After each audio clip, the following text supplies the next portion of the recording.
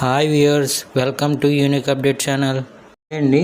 ఈ వీడియోలో మనం multi tasking non technical staff and havildar CBIC and CBN examination 2024 గురించి మాట్లాడదామండి. ఈ నోటిఫికేషన్ అనేది గత నెల 27వ తేదీన విడుదలైందండి. ఈ జాబ్ నోటిఫికేషన్ అనేది ఆన్లైన్లో అప్లై చేసుకోవాలండి. అలాగే ఎగ్జామ్ కూడా ఆన్లైన్లోనే ఉంటుంది. కంప్యూటర్ బేస్డ్ ఎగ్జామ్ ఉంటుందండి. ఇది ఎప్పటి నుండి అప్లై అనేది కూడా నేను చెప్తానండి. గత నెల 27/6/2024 మొదలైందండి. అలాగే 31/7/2024 వరకు అప్లై చేసుకునే అవకాశం ఉందండి. ఇక లాస్ట్ డేట్ అనేది కూడా జూలై 31/7/2024తో క్లోజ్ అవుతుందండి. లాస్ట్ పేమెంట్ అనేది 1/8/2024 వరకు పేమెంట్ అనేది చేసుకోవచ్చండి.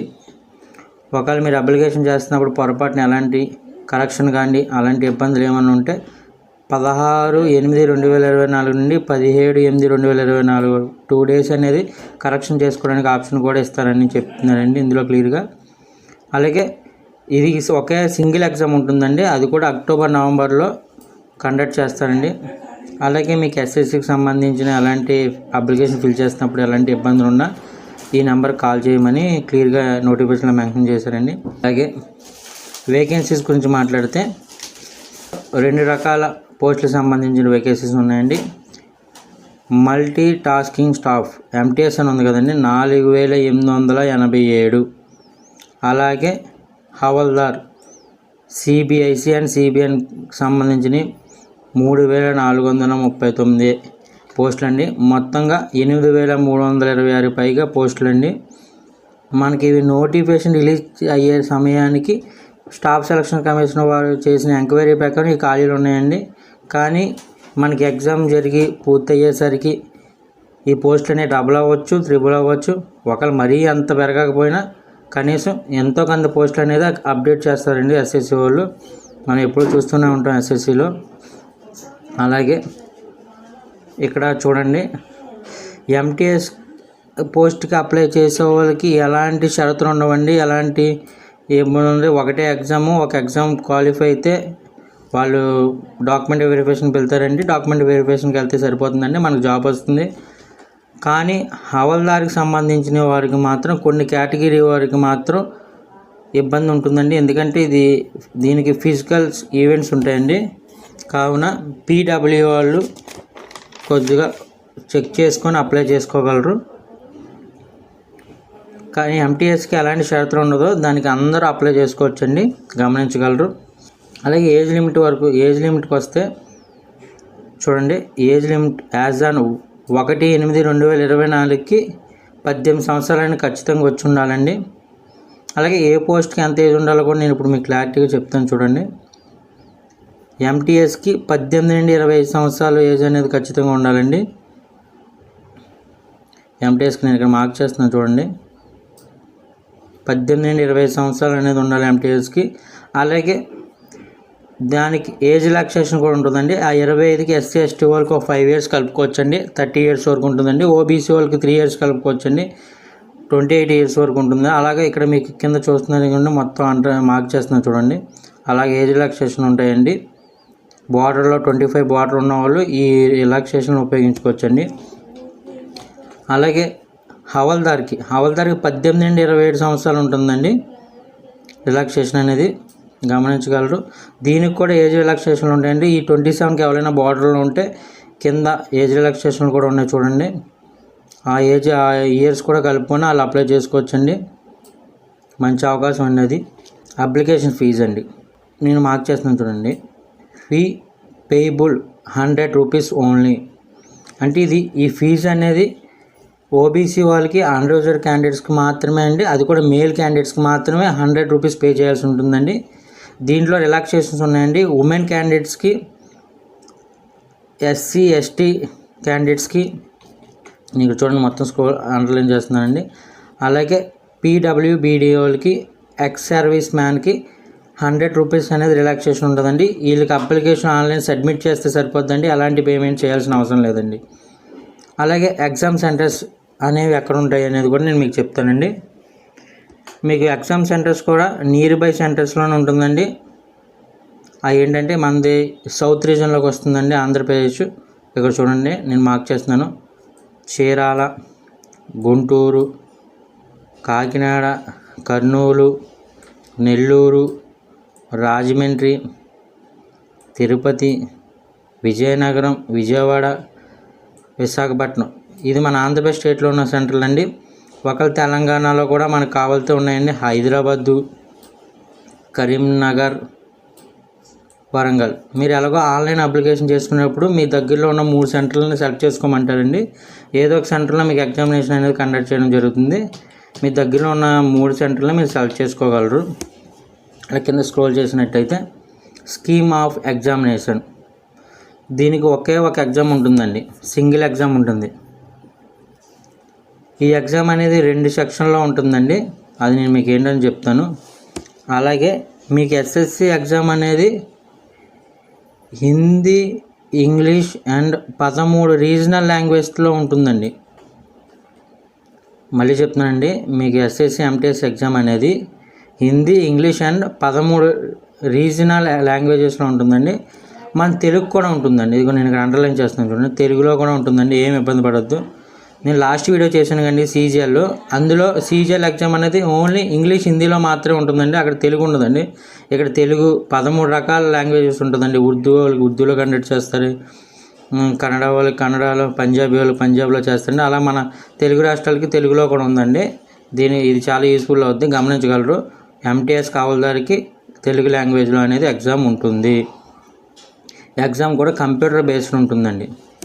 ఎగ్జామ్ అనేది 2 సెక్షన్ల కింద చేస్తారండి. సెక్షన్ 1 చెప్తున్నానండి మీకు ఇప్పుడు. సెక్షన్ 1లో న్యూమరికల్ అండ్ మ్యాథమెటికల్ ఎబిలిటీ అని ఉంటుందండి. 20 ప్రశ్నలు ఉంటాయండి. ఒక్కో ప్రశ్నకు 3 మార్కులు అండి, 60 మార్కులు అండి. 45 నిమిషాలు అనేది డ్యూరేషన్ ఉంటుందండి. కొన్ని రిజర్వేషన్ ఉన్న వాళ్ళకి మాత్రం 60 నిమిషాల వరకు ఎగ్జామ్ జరుగుద్ది. అలాగే సెకండ్ అండి reasoning ability and problem solving అండి. ఇందులో కూడా 20 ప్రశ్నలు ఉంటాయండి. ఒక్కో ప్రశ్నకు 3 మార్కులు అండి, మొత్తం 60 మార్కులు అండి. అలాగే సెక్షన్ 2 ఉందండి. ఇందులో సెక్షన్ 2లో ఫస్ట్ పార్ట్ ఏంటంటే జనరల్ అవేర్నెస్ ఉంటుందండి, 25 మార్కులు అండి, ఇంటూ 3 అండి. అలాగే ఇంగ్లీష్ లాంగ్వేజ్ అండ్ కాంప్రిహెన్షన్ అండి, 25 మార్కులకు ఉంటుందండి, ఇంటూ 3 అండి. ఇది కూడా 45 మినిట్స్ ఉంటుందండి. అలాగే ఇది కంప్యూటర్ బేస్డ్ ఎగ్జామ్ 2 సెక్షన్లో ఉంటుందని చెప్పాను కదండి. 2 సెక్షన్లు అంటే అదొక రోజు ఇదొక రోజు అని అనుకోకండి. అలా లేదా మార్నింగ్ ఈవినింగ్ అనేది ఉండదండి. ఒక ఎగ్జామ్ మాత్రం ఉంటుంది. జస్ట్ ఇలా డివైడ్ చేశారు అంతేనండి. చూసారు ఇక్కడ మీరు క్లియర్గా.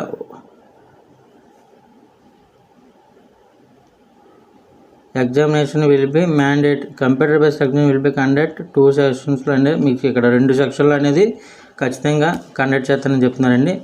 అలాగే 45 మినిట్స్ ఎగ్జామ్ అయిన తర్వాత ఆటోమేటిక్గా సెక్షన్ 1 క్లోజ్ అయిపోతుందండి. తర్వాత మళ్ళీ ఇమీడియట్లీగా సెక్షన్ 2 అనేది ఆటోమేటిక్గా అదే ఆన్ అయిపోతుందండి. 2 సెక్షన్ల ఎగ్జామ్ అనేది ఉంటుందండి. అలాగే దీనికి నెగిటివ్ మార్క్సింగ్ కూడా ఉంటుందండి. ప్రతి ప్రశ్నకు 3 మార్కులు కదండి. ప్రతి రాంగ్ ఆన్సర్కి నేను అండర్లైన్ చేస్తున్నాను చూడండి ఇక్కడ మార్కు. ఇదిగోండి 1 మార్క్ ఈచ్ రాంగ్ ఆన్సర్ అంట. క్వశ్చన్ 3 మార్కులు ఉంటుందండి. ఒక తప్పుకి 1 మార్కు పోతుందండి. అలాగే మన సిలబస్ గురించి మాట్లాడితే ఇక్కడ క్లారిటీగా నోటిఫికేషన్ ఇచ్చారు చూడండి. అథమెటిక్కి సంబంధించి న్యూమరికల్ అండ్ మ్యాథమెటికల్ ఎబిలిటీ అని ఈ చాప్టర్స్ అనేవి ఉంటాయని చెప్పి ఇందులో ఇచ్చాడండి. అలాగే reasoning ability and problem solving అనేది కూడా ఈ చాప్టర్స్ ఉంటాయని చెప్పి క్లియర్గా ఇక్కడ మెన్షన్ చేశారండి. ఇది కొన్ని అండర్లైన్ చేశాను చూడండి. జనరల్ అవేర్నెస్ అనేది ఏ చాప్టర్స్ ఉన్నాయన్నది కూడా ఇందులో నేను అండర్లైన్ చేసానండి. ఆ పక్కన చాప్టర్స్ కూడా ఇచ్చాడండి. అలాగే ఇంగ్లీష్ లాంగ్వేజ్ అండ్ కాంప్రిహెన్షన్ అనేది కూడా ఏంటి అనేది కూడా ఇచ్చారండి. ఎవరైతే ఎంటీఎస్కి అప్లై చేస్తారో వారికి సింగిల్ ఎగ్జామ్ ఉంటుందండి. అది అయిపోయిన తర్వాత డాక్యుమెంట్ వెరిఫికేషన్ ఉంటుంది, జాబ్ అనేది ఇస్తారండి అది అయిపోయాక. కానీ హవల్దార్, సిబిఐసి అండ్ సిబిఎన్కి ఎలిజిబుల్ నుండి మీరు అప్లై చేయాలి అంటే కొన్ని ఫిజికల్ స్టాండర్డ్స్ కూడా ఉండాలండి. అది ఏంటనేది ఇప్పుడు నేను మీకు అండర్లైన్ చేసి చూపిస్తాను చూడండి. ఇదిగోండి ఫిజికల్ ఎఫిషియన్సీ టెస్ట్ మేల్ క్యాండిడేట్స్కి చూడండి. మేల్ క్యాండిడేట్స్కి వాకింగ్ అనేది 1600 మీటర్స్ 15 నిమిషాల్లో పూర్తి చేయాలండి. 1600 మీటర్లని 15 నిమిషాలు. ఇదిగోండి ఇక్కడ నేను అండర్లైన్ చేశాను. 1600 మీటర్స్ని 15 నిమిషాలండి. అలాగే ఫీమేల్ క్యాండిడేట్స్ అయితే 1 కిలోమీటర్ని 20 నిమిషాల్లో పూర్తి చేయాలండి. అలాగే కొన్ని ఫిజికల్ స్టాండర్డ్స్ కూడా ఉంటాయండి దీనికి. అవి ఏంటనేది కూడా చెప్తానండి. మేల్ క్యాండిడేట్స్కి అనేది హైట్ అనేది 157.5 సెంటీమీటర్స్ ఉండాలండి. హైట్లో కూడా రిలాక్సేషన్ ఉందండి. ఎస్టీ స్టూడెంట్స్కి 5 సెంటీమీటర్స్ రిలాక్సేషన్ ఉందండి. మెయిల్ క్యాండిడేట్స్కి, అది కూడా ఎస్టీ స్టూడెంట్స్కి 5 సెంటీమీటర్స్ రిలాక్సేషన్ ఉందండి. అలాగే చెస్ట్ అండి 81 సెంటీమీటర్స్ ఉండాలండి. ఫుల్ ఎక్స్పెండ్ అయిన తర్వాత 5 సెంటీమీటర్స్ ఎక్స్పెండ్ అవ్వాలండి. ఫీమేల్ వరకు వస్తే ఫిజికల్ స్టాండర్డ్స్ ఏంటంటే ఫీమేల్కి వచ్చేవాడు హైట్ 152 సెంటీమీటర్స్ ఉండాలండి హైట్. ఇందులో కూడా ఎస్టీ స్టూడెంట్స్కి 2.5 సెంటీమీటర్స్ అనేది రిలాక్సేషన్ ఉందండి. ఫీమేల్లో ఎస్టీ స్టూడెంట్స్కి హైట్లో 2.5 సెంటీమీటర్ రిలాక్సేషన్ ఉందండి. అలాగే వెయిట్ అండి, ఫీమేల్కి వెయిట్ 48 కేజీలు ఉండాలండి. దీంట్లో కూడా 2 కేజెస్ అనేది ఎస్టీ స్టూడెంట్స్కి రిలాక్సేషన్ ఉందండి, గమనించగలరు. అలాగే మీరు ఆన్లైన్లో అప్లై చేసేటప్పుడు ఈ జాబ్స్ అనేవి ఇండియా వైడ్ కాబట్టి నోటిఫికేషన్లో చివరిలో ఇలా లిస్ట్ ఉంటుందండి.